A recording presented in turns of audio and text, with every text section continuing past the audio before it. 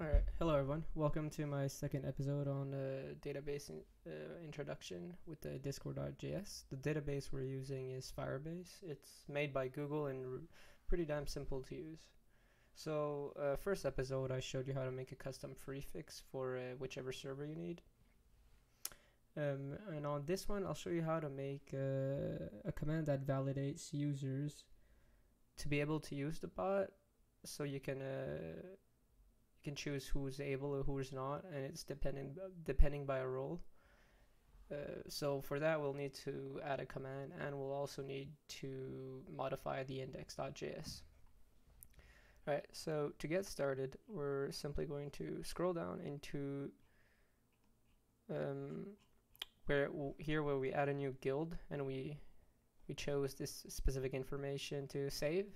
We're also going to create a second one, which is going to be where we're going to store the roles. So whenever a new server is added to the bot, we're going to create a roles collection for it as well. So db.collection.roles, and here we'll create a document which is going to use the gdata,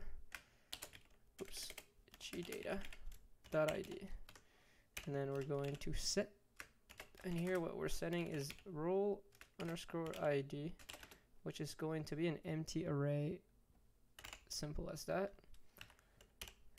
And then that's it. Alright, so we added to our index.js, the guild create event, a new roles section. Okay, so now before we modify the rest of our index code, we're going to create the command. So open your command folder, new file, and let's call it valid role.js. So here I'm just going to export my file. So module export.run equals asynchronous bot message args and db. And then we're going to module exports.help, and then we write here the name of our file. So my file is called valid role. You could change the name of the file to like allow, or I don't know. I find valid role kind of suits the situation. And now on top here, since we're going to write embedded messages to like make it look nicer, we're going to use the Discord. So let Discord equals require, and we're going to require the discord.js framework. And then underneath that, we're going to use what we never used in the first part, the field value. And the field value will have to require that from the Firebase admin, and it's through the firestore.fieldValue. And then, so that's all we need for imports right now. And here we're going to create a, oh, I'm going to make sure my mic's close enough.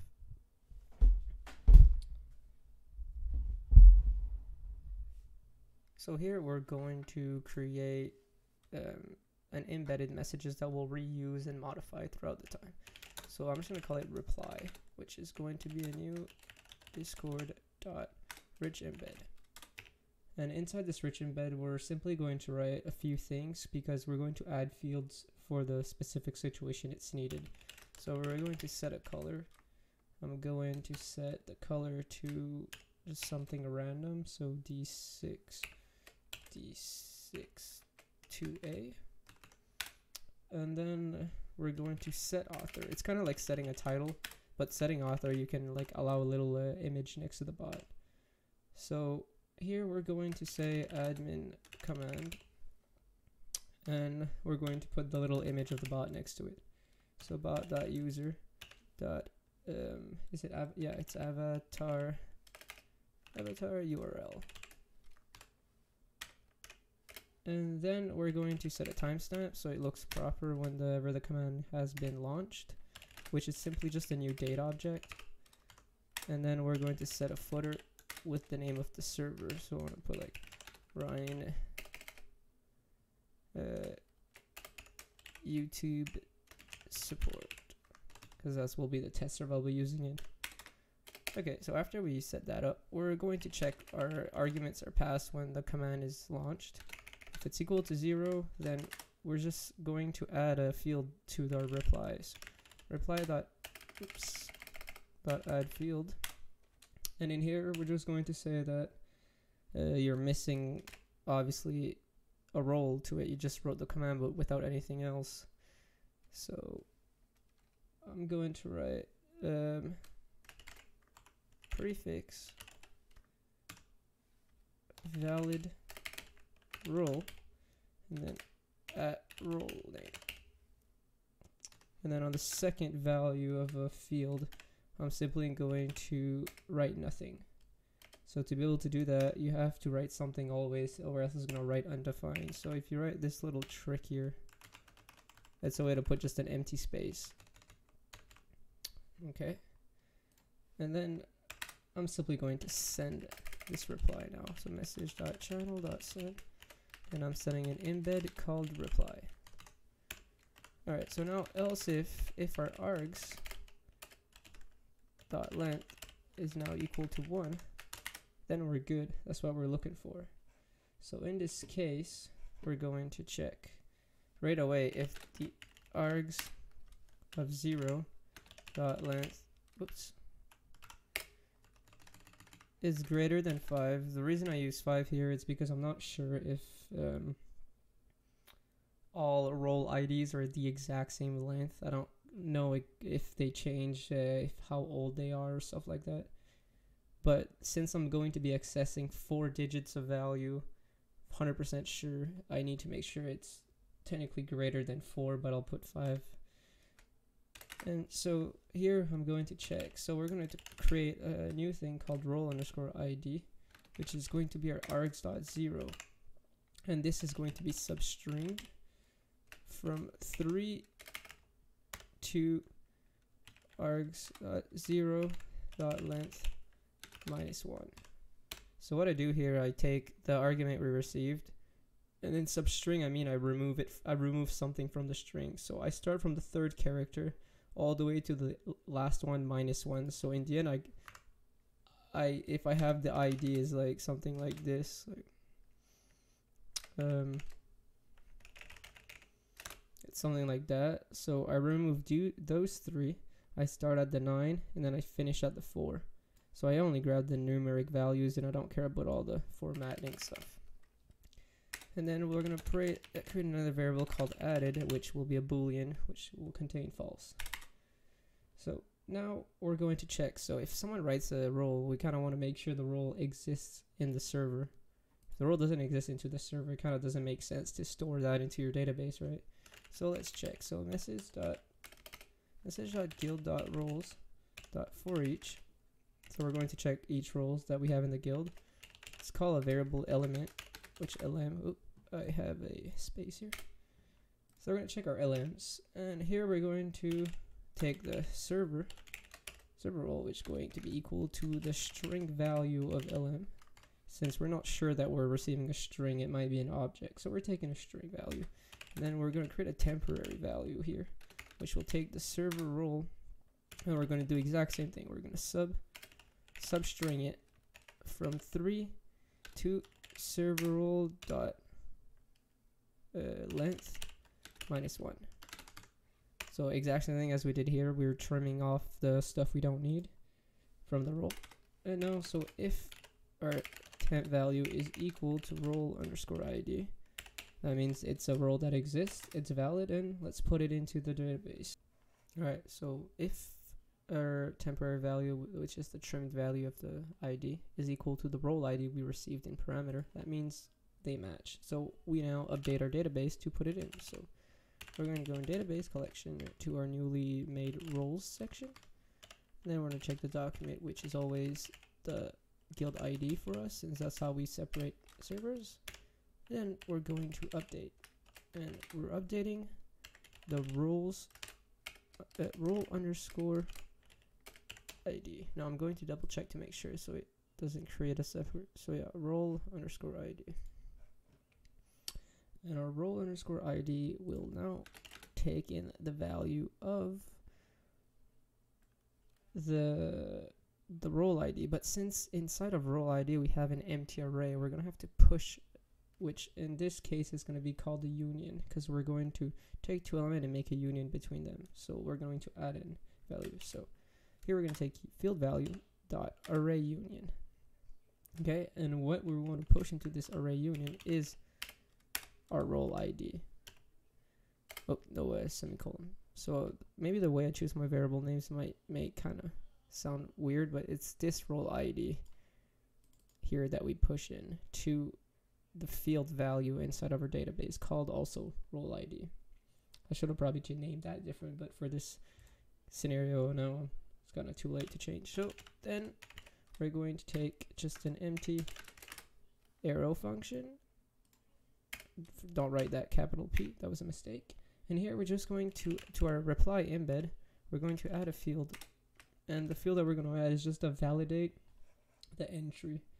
So I have that here written next to me. I'm just going to copy it, since I don't know how to, well, not that I don't know, I don't want to go in Discord and grab the value for the check mark. Actually, I'll do it just to show you guys. So if I open my Discord here and I put a backslash and I go here and I take the check mark, and then it'll copy it to me.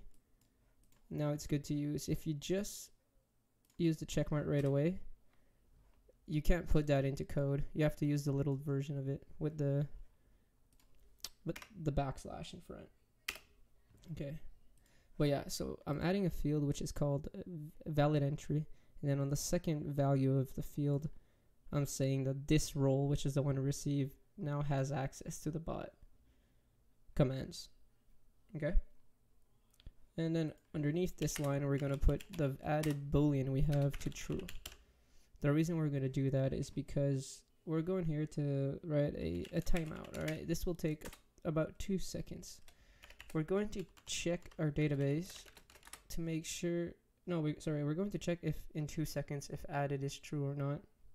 If it's not true, that means we weren't able to find the role. If it's true, that means we found it, so we're not gonna launch this this if statement. So if not added, that means that we need to add a field into our reply, and the field that we're going to add will be kind of like the one we did over here. So when I open Discord, I'm going to grab the red X. I don't know where it is. One sec, I think it's this thing right here, let's say, and then I put a slash in front of it. So I got this micro version of it. You copy this. So when I put the red X, and then I'm gonna put role not found, and then going to type here the role has to exist on the server. Okay, and now we're going to send this message. Oh, here I forgot to send the message actually. So message.channel.send an embed called reply, and then we're going to do the exact same thing here. So message.channel.send embed named reply. Okay, and underneath here is where how much time we want to wait in milliseconds. I'm gonna put 2000, which is 2 seconds. So we're gonna wait for 2 seconds to read our database, and then if we do still not have this part launched, then we say the role's not found. All right, so this is what we need for this function. We're going to save it. All right, and we're going to test it later, since right now it's not going to be functional because we have to write it into our index file here. We have to make sure that when we launch a command, it's not only what the prefix is to be able to allow to launch it. It 100% depends on if the command is valid through our new role ID validation. So here what we do now, so inside, the last thing we're going to keep, so if the bot has the right prefix, okay, that's fine, remove the rest. So we only have this. We don't launch commands anymore. The part there doesn't exist. Start things off, we're going to check, because someone has to be allowed to write a role, right? if we only check if roles exist, the database has a role to use this command. Well, if no one has the permission to write the command to add a role, obviously no one can have roles, and that won't work. So we're gonna allow the server owner, or the guild owner, to always be able to write commands.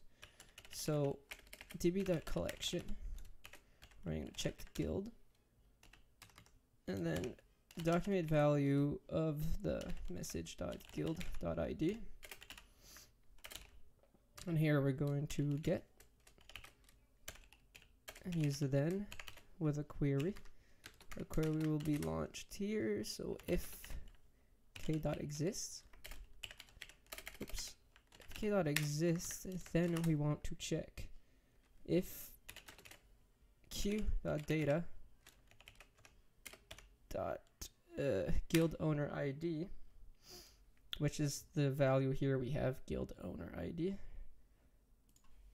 is equal to the message.author.id.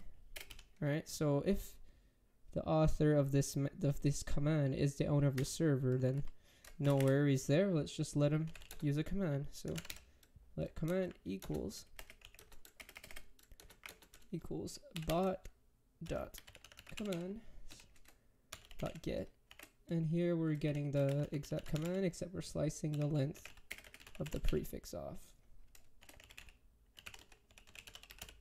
Okay, and then we're going to run it. So cmd.run, we're running our bot with message, args, and db. And then after that, we're just going to write a little something into the console to say that console.log that the owner used a valid command. And here you could probably like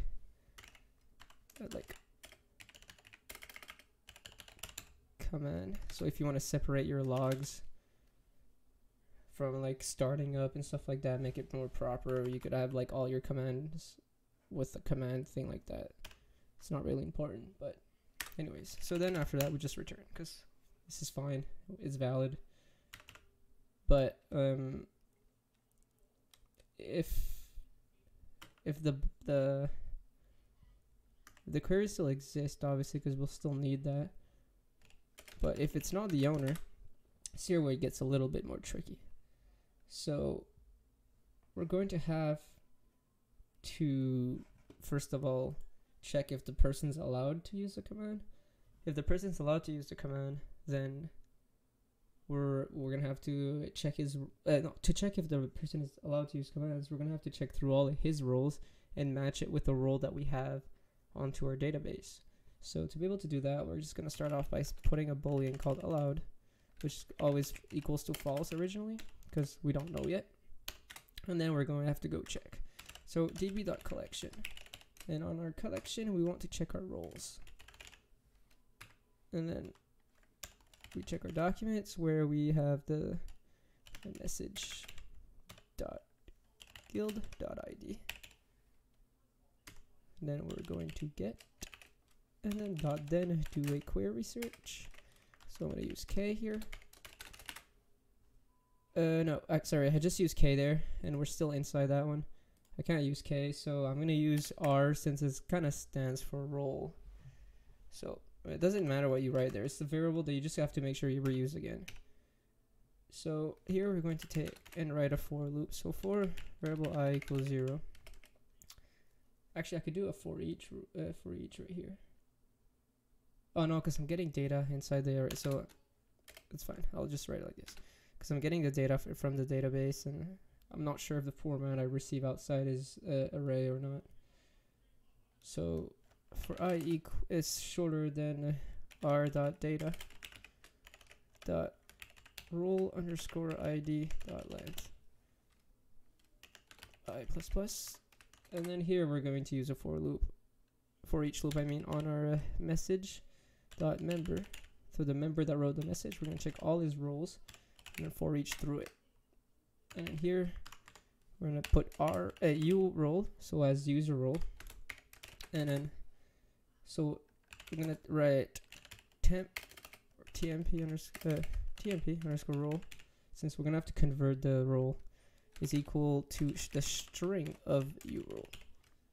So now we're going to make the trimming we did in the previous thing. So temp role, temp role is equal to the temp role dot substring, and we're substring it from 3 to temp. I keep writing an e for temp role dot length -1. Okay, so now we trimmed it, so now we're able to do a test, see if they're equal. So if our temporal is equal to our r.data dot role ID of I, that means we have a match, which is good. And let's allow him to write the command. So let cmd equal to actually, can I skip that? Is cmd already available here? Because I already wrote it once. So if cmd oh, I just realized here I need to write if cmd, because we want to obviously make sure that it's indeed a command before we launch the command, right? So if cmd here, only thing I did is I put if cmd and I put the curly bracket. I re-indented this part and then added a curly bracket there to close it. This one's closing the if up here. If this then else. So no, cmd doesn't exist down here, so I have to declare it. So if cmd command is equal to bot.commands .get, we're getting the command without the prefix, so slice, and then of prefix dot length. Okay, and now if command, now we're allowed to launch it. So we're gonna do cmd.run, and we're running obviously the bot with the message with the args and db access, and then .den, we're going to here obviously say that the user was allowed, right? So we're gonna send it true, and then we can do a console.log as well, just to be able to backtrack if something goes wrong. And we're gonna say command and then valid user command. Okay, and then here we're going to catch an error, see if we do indeed get one. Oh, I put a comma there, make sure you don't have that. And here in the error catch, we're just going to console.log the error if we get it. Okay, so now we have all this. So after our for loop, we want to check if the user did indeed have the thing. So oh, my bad, it's right here. So I want a .then. All right, so after our then is linked to our here. So after we checked all the roles, we're going to execute this code down here, and here we want to check if it's still not allowed, then that means that the user doesn't have the role. So message.channel.send, and we're just going to send, looks like you can't use that command. Simple as that. You could write something cleaner depending on what you want to do. And then it looks good for now. So I'm going to save this. Let's test it. If it works, then I'll add a little thing underneath it just to delete written commands. It looks more proper than always seeing what the command was, right?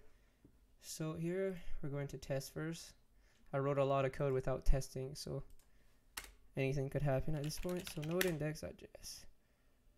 Okay, it seemed to run fine.